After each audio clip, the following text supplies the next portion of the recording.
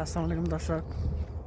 Unique কাজ, নতুন কাজ জয়েন করেছি। দেখেন, পুরাটা হয়েছে আপনার মরিচের মাজরা।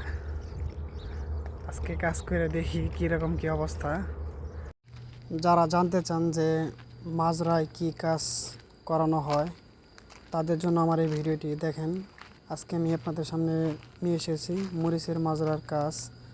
দেখেন, আপনারা দেখতে পাচ্ছেন যে আমার ভিডিওতে যে লোকগুলো দেখছেন তারা কিন্তু মাজরার এই মরিচের মাজরায় কিন্তু কাজ করতেছে।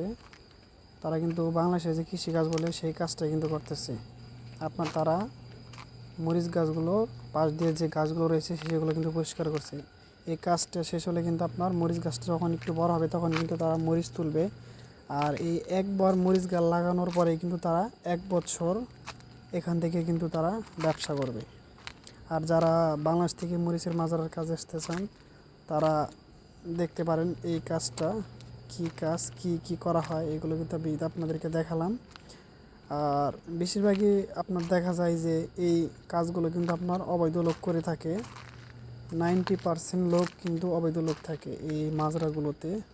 আলুর মাজরা বলেন, পেঁয়াজের মাজরা বলেন, কাঁচামরিচের মাজরা বলেন। কারণ যে আসেন না কেন ভাই, অবৈধ আর বৈধ নাই। আপনি দেখে শুনে অবশ্যই এই কাজে আসবেন। যারা এই মাজরায় কাজের জন্য আসে বেশিরভাগই তারা কিন্তু প্রতারিত হয়ে থাকে। কারণ বৈধভাবে বলেন আর অবৈধভাবে বলেন, কারণ দেখা যায় যে মাজরায় কিন্তু আপনার বেশিরভাগই 99% কিন্তু কাফেলা হয় না।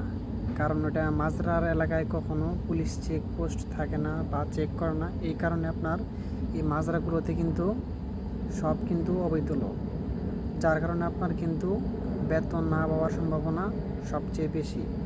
আপনি যদি কখনো মাজরার কাজে আসেন বা বাংলাদেশ থেকে আসতে চান তাহলে অবশ্যই আপনার পার্সোনাল লোকের মাধ্যমে আসবেন, এবং কি আসার পরে যেন আপনার কফিলা হয়, আপনার কফিল থাকে, সরাসরি এই কফিলের কাছে যেন আপনি চাইতে পারেন।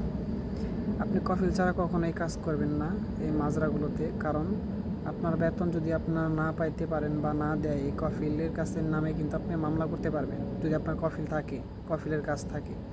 আর আপনার যদি কফিল না থাকে, কাফেলা না থাকে, তাহলে কিন্তু আপনি কখনোই বেতন পাবেন না, এবং কি বেতনের জন্য কিন্তু মামলা করতে পারবেন না অবৈধভাবে থাকলে। যার কারণে আপনি অবশ্যই জেনে শুনে বুঝে আসার চেষ্টা করবেন।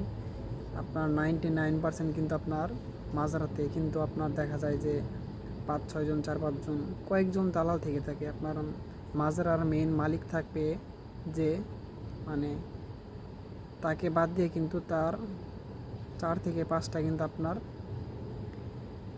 পরিচালনা করার জন্য কিন্তু দালাল থাকবে। এই দালালগুলো কিন্তু আপনার এই লোকগুলো কন্ট্রাক্টের মাধ্যমে কিন্তু এনে কাজ করানো হয়। তারা কিন্তু সরাসরি বেতন দিতে পারে না। তারা এই আপনাকে 10 দিন কাজ করাবে এখানে, 10 দিন কাজ করাবে ওখানে, তারপর আপনার দিতেছে বেতন কিন্তু তারা ঠিক মতো কখনোই দিতে পারবে না। 2-3 মাস কাজ করার পরেও হয়তো দিতে পারবে না।